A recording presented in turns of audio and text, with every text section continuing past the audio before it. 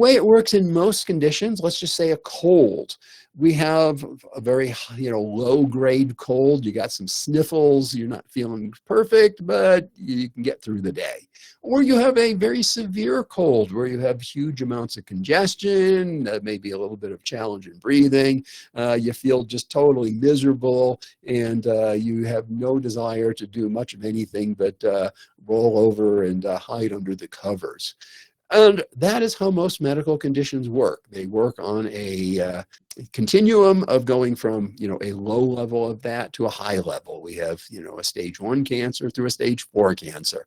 Unfortunately, that is not how things work when we're looking at neurodistinct conditions, because neurodistinct conditions are a mixture of a whole bunch of different traits that can appear at different levels in any particular person, but we can't put you on a scale that goes from low to high, because what is, and I'm just going to use autism because that's what I have, what is a high functioning autistic? Does that give you any clue what it is you're going to deal with? And the answer is no. You may get me, who can converse quite well. If you were sitting here, I would be looking you in the eye just like I'm looking at the camera, and I have no problem talking in real time.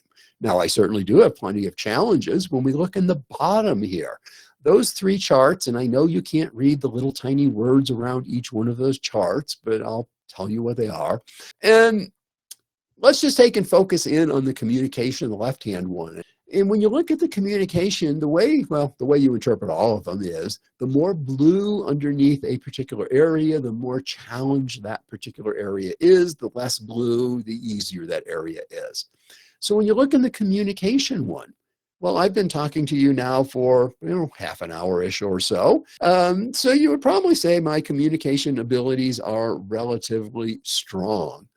But you can see I have a number of areas where I don't struggle, and those areas that I don't struggle are my outward communication.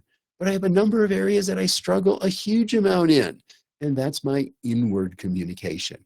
I am not really good at picking up those nuances, the social cues, the different twists and turns in a conversation by using facial language and tonality. So that's where I struggle.